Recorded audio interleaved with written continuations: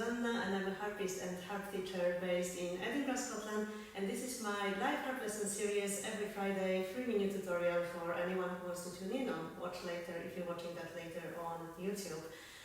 Today's episode will be quite different from what you normally see, mainly because we are in the middle of coronavirus outbreak here in the UK. Hopefully when you watch that in a few months from today it will all look very different.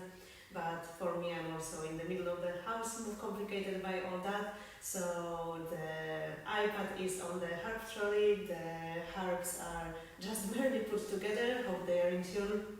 My fingernails could do with some trimming, but I turned up here today because of one person. I wanted to give the shout out to that person, a lady who sent me an email last Wednesday saying that she's only recently discovered those lessons and the timing couldn't be more perfect due to the fact that everyone is staying at home. Please do that if you can, and that she's looking forward to enjoying more of my lessons. So this is the reason why I'm here today, and even though the lesson might be slightly different from what you normally see here, I'm still going to tell you a little bit about the harp, share some of my knowledge, and hopefully you will find that useful and helpful. If you've got any questions, please do not hesitate to ask them if you're watching live, and even if you're not watching live, I will try to do my best to reply to them after that live. I'll just quickly check if you can tune in and if everything is working. I can't see the screen, so I just need to refresh the page on my phone to see myself on the screen. Hopefully I will. So yes, I am there, and if you are watching, please get in touch, send a comment, let me know how are you doing, where are you staying at home, and what's life like for you at the moment. So, checking my notes, I said why today's episode is different. I said who was the person who made it possible to happen, and then on to today's topic. Today's topic is thumbs and why there is so much talk about them staying high or not. Why should we try to keep them high if we are taught like that? And a few exercises what to do to help your thumbs stay high if that's what you want to do. There will be also a short piece that will probably happen towards the end of the live, so if you're in for the music, stay with me. I will be sharing with you some exercises to do that.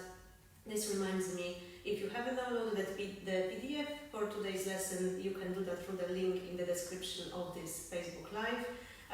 You need to sign up and then you will get access to this PDF and PDFs from all the harp lessons which have happened today, which is now 42. The one remark that I would like to do is that I will be talking a bit about harp history and the history of harp technique. I'm not a historical performance expert, but I'm talking based on my experience looking at different paintings, what my teachers shared with me, and just practical take as a teacher and performance. So if you've got more knowledge on those topics, please share in the comments and please clarify whatever I haven't said. I'm really looking forward to learning more about that. And another announcement is that there will probably be a lesson next week. It might be pre-recorded because I'm going to take some time off just to clean up the house and before the next term of harp lessons, but I will make sure to give you something to look forward the next week. Talking about lessons, the term is now finishing in my teaching studio. If you want to have lessons with me, I will be opening bookings for the new term of lessons mid-April, so sign up through the link that you will find also in the description of this slide if you would like to get some more info.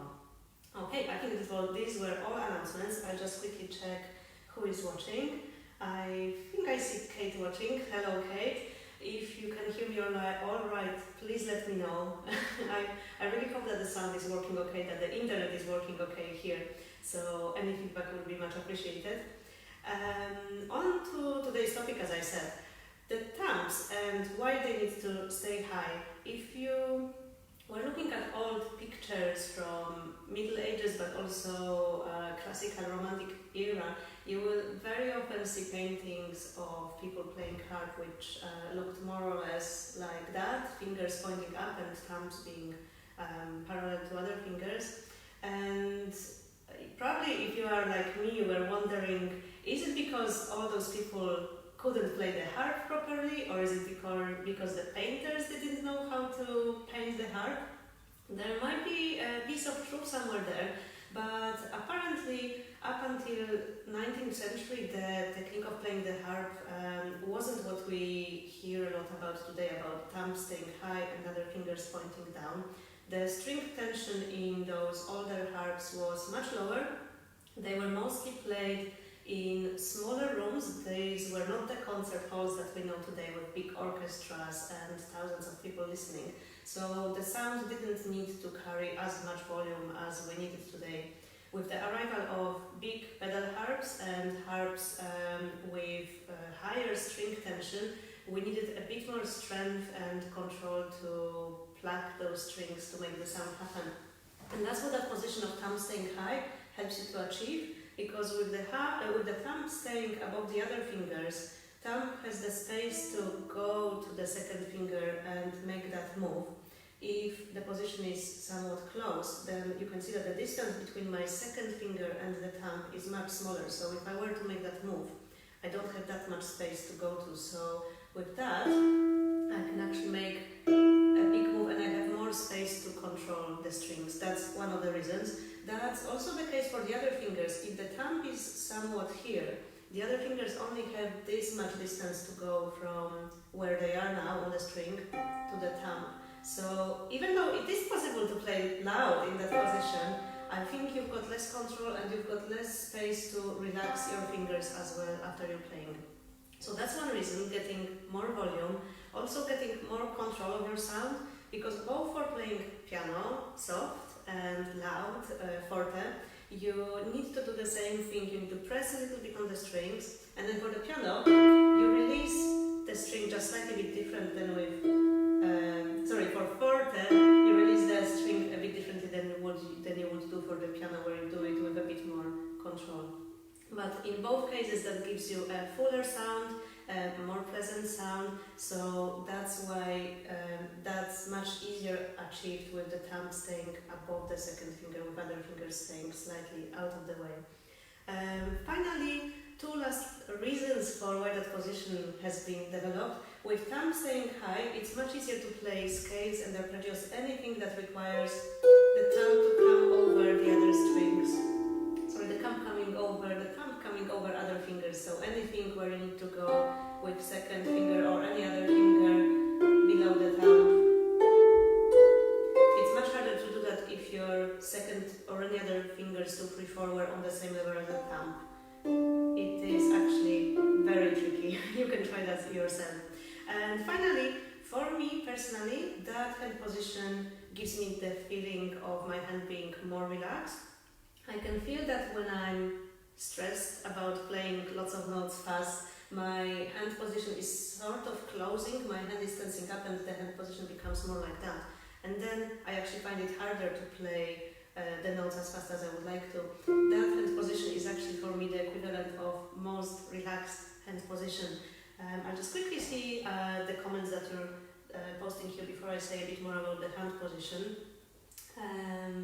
Barbara says, "Hi Susanna, thank you for this lesson." Thank you for watching, Barbara, and thank you very much for tuning live. Well, let me know where you are today, because I know that for people watching from US there's quite a bit of time difference if we start at 11 AM UK. About relaxed hand, I heard some opinions that the so-called classical hand position with thumb staying high generates a lot of tension, and I partially agree that this could be true, because it all depends what you do with the hand position. If you stay in one position and you make it very rigid and you don't let your thumbs move at all, or maybe you close and then you force them up again, then of course you will get tension and pain. But that could be the same case if you keep your hand rigidly closed. If you don't let your hand move and change the position very often. This is how our bodies were designed. They were not designed to stay in one place for too long. We were designed to be moving. So if you approached either of this position in a very rigid way, thinking this is what it has to be and this is how I have to keep my hands, and otherwise I won't be able to play, then problems might appear, but it all depends on your approach. With things like having the thumbs high and finding the right position, everybody is different. For example, some people will have just some fingers shorter, some fingers longer. For some of you, this will not look exactly the same like my hand, because maybe your thumb will be shorter and it will be not on the same place on the string.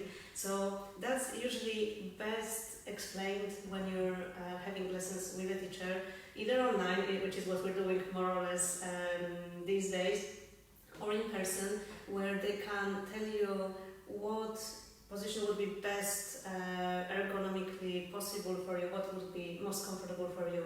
So that's one thing that can be hard to learn from just an online tutorial like this one without feedback from the teacher. So I encourage you, similarly to everyone who's sharing advice on forums and Facebook groups and so on, to try to seek lessons from the teacher to see what are you doing well, what needs improving. Maybe you're doing everything okay, and maybe seeing a video where someone has thumb really, really high will actually make you think, yeah, am I doing things correctly? While actually you're perfectly fine. So that's one remark why those things can be very subjective and not the same for everyone.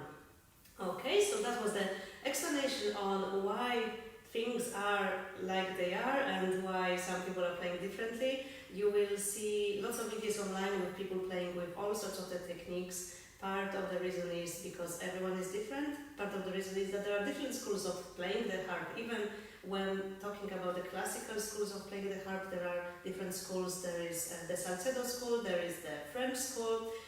Whenever I'm asked what technique, what school I'm playing, I don't know exactly because nowadays there seems to be a bit of also merge of the two techniques coming together with a sort of the middle ground between the two. So whenever you see people saying playing the harp and you have doubts about why they are doing things like that while your teacher says something else, this might be that they just were coming from a different school, from a different techniques. Their teacher was teaching them differently, and so on.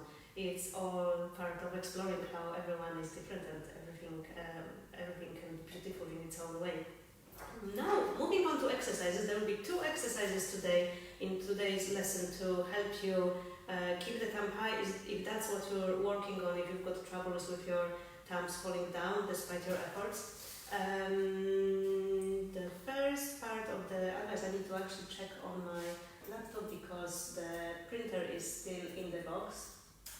And there were some remarks in that file that you can download. So one remark is how high the thumb should actually be. How high should I push it? Again, it's not about pushing, it's just about finding the best comfortable way for your hand. What I'm doing, I'm actually thinking a lot about the middle of the strings, where your string is starting from the pin to where it finishes in the soundboard. All the strings have that middle point where you need to play. So I'm referring to that when I'm positioning my hands on the strings. I try to have my thumb above the middle of the strings and all the other fingers below. For younger students, and also not so very young, I sometimes actually paint little dots on my strings with a felt tip pen.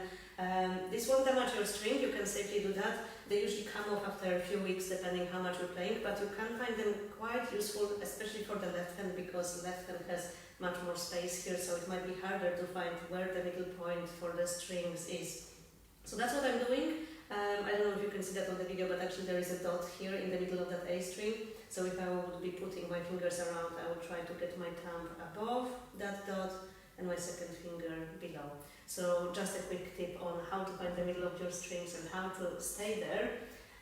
Then before you play, what happens before is as important as what you do when you play. Even though I'm sharing with you those 2 exercises as exercises to work on keeping nice space between thumb and second finger,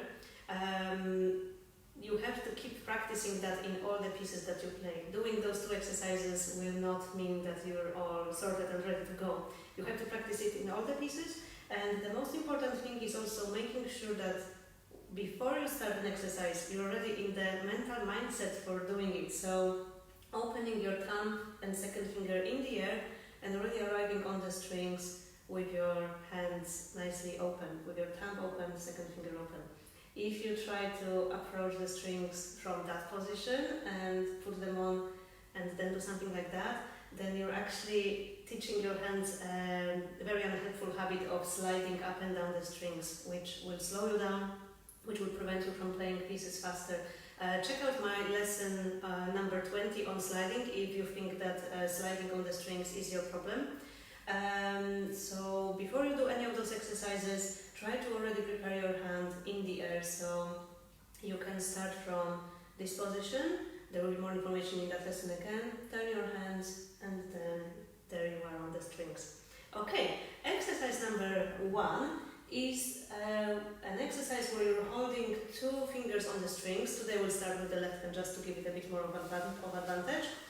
We'll be holding our left hand second finger on the lower C, the C below the middle C, and then we will put the thumb on D. And we're going to hold the second finger on the strings and plug the thumb while keeping hold of the lower string. Then we're going to swap, hold the thumb. These are the tiny orange notes that are marked in your PDF, and then playing second finger. And what we're trying to do when continuing with that exercise, then we will move on to E, is not only to mind your dots if you paint them on the strings, but also making sure that whenever you play the thumb or second finger, they come back to the same place. The danger is that as you pluck and pluck away, the thumb will lower and come back to almost the same level as second finger.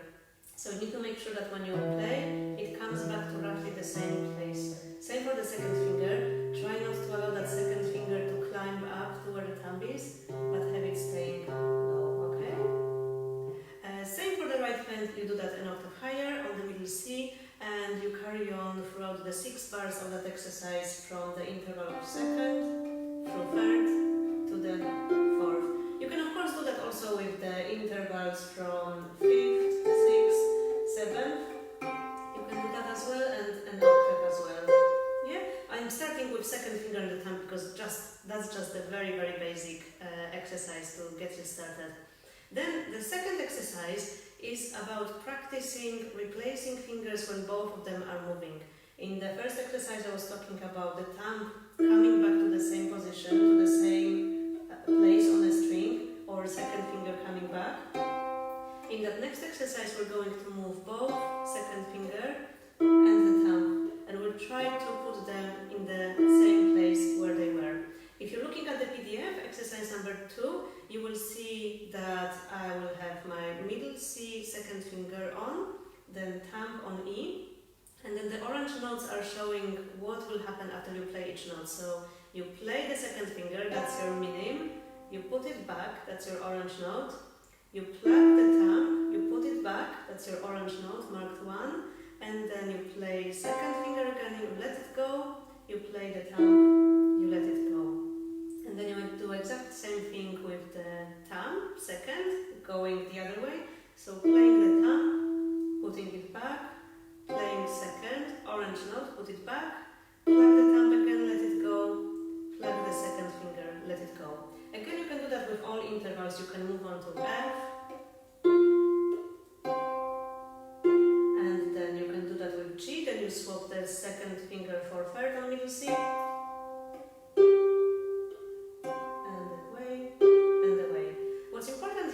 is to make sure that you place your finger before you play the other, so you're not ending up in a situation where you're placing and plucking at the same time, because then your thumb kind of plays in the air. Of course, later when you'll be playing faster pieces, this is what will happen. You will almost place as you play, but at the very beginning it's quite important that your brain makes different connections, separate connections between placing a finger and actually playing a string, and that will also help your thumb to have a bit of a support, so it's not playing just in the air. It is possible, but it's just a bit uncomfortable when you're just starting out, so always make sure that you're placed on the other string before you play. These are all the exercises, and now for the piece. The piece that I would like to play today is from book First Grade Pieces for the Harp by Marcel Granjani and Jane Bidensor, and it's called The Anvil. It's an unusual piece because normally you will not see many pieces for beginners written like that. The piece is almost written like the exercise that I was showing you earlier, where you're holding one finger on the strings and playing the other. And he actually explains at the bottom of the page, hold the thumb while repeating second finger. This is a very good piece for exercising that and also reading the music. It's not the easiest one when it comes to reading the music because there are a few clef changes for the left hand and sometimes it jumps around quite a lot. But technically it's perfect for practicing those skills of placing and keeping the thumb and second finger nicely spaced. I'll just quickly check on your comments before I play the piece. Let me just have a look.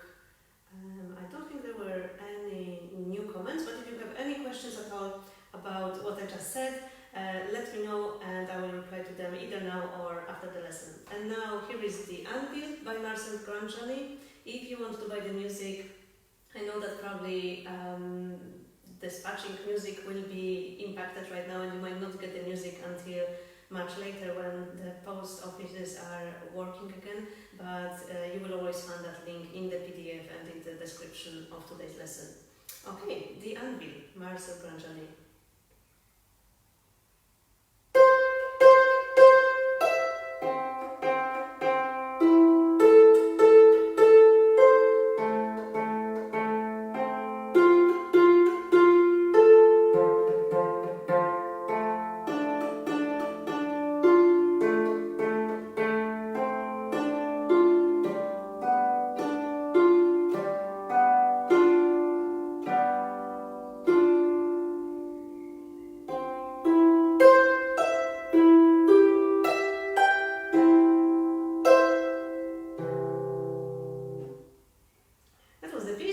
Nice and short.